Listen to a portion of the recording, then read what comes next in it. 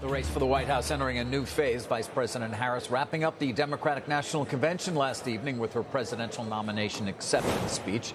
Megan Cassella joins us. She's in Chicago, of course, been covering this for us and has more this morning. Good morning, Megan.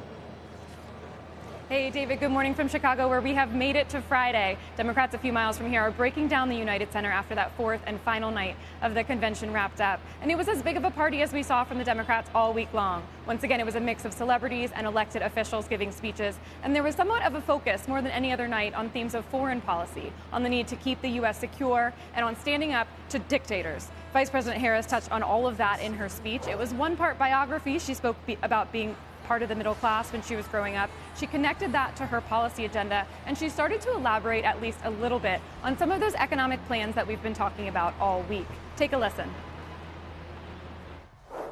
I will bring together labor and workers and small business owners and entrepreneurs and American companies to create jobs, to grow our economy, and to lower the cost of everyday needs like health care and housing and groceries.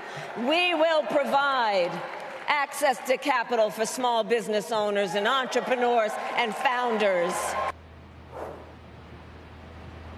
Harris then went on to talk about issues that were meant to shore up her moderate policy credentials a little bit more. She spoke about the need for a bipartisan border agreement and working with Republicans in order to get that done. She spoke about standing up to Russia and Iran, and she sort of struck a little bit of a both sides position on Israel and Gaza. She said that the U.S. will always protect Israel's right to defend itself, but she also called for a ceasefire and said that Palestinians also deserve the right to freedom and security. So overall, guys, she was sort of looking to make an outreach or make an appeal to moderate or independent voters who might still be undecided about who to vote for in November. Listen to this.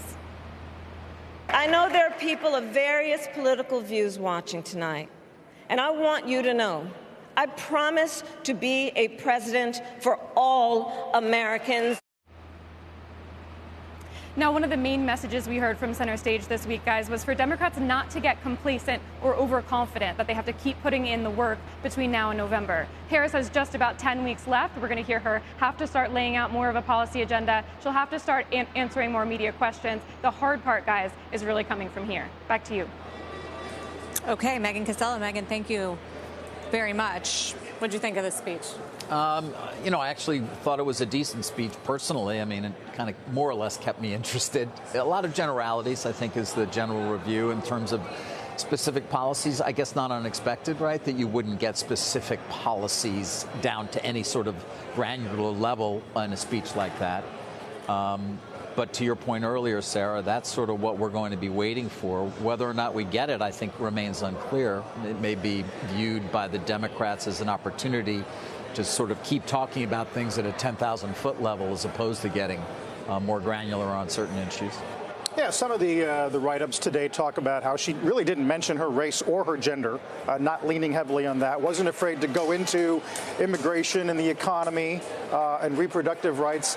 As far as the economy goes, it's going to be interesting to see where the debate settles on the important states. Take a state like North Carolina, which is newly in play, some argue. Interesting piece on the tape this week looking at how incomes there have surpassed the national average under Biden's White House. Employment's lower than the national average. We've talked a lot about data center spending. That's a big North Carolina story. So how does that work? I mean, some of the policy specifics that we do have, though, Wall Street is starting to crunch the numbers. For instance, a raise in the corporate tax rate to 28%. According to the CBO, would hurt profits by $10 billion annually. So that's something to think about if they get both houses. Anyway, we're going to talk about it. It's less than a quarter for Apple. Yeah. So it has an effect. It's like a month. Yeah, but look, I mean, wages come from earnings, right? And we want to keep wages going. No doubt.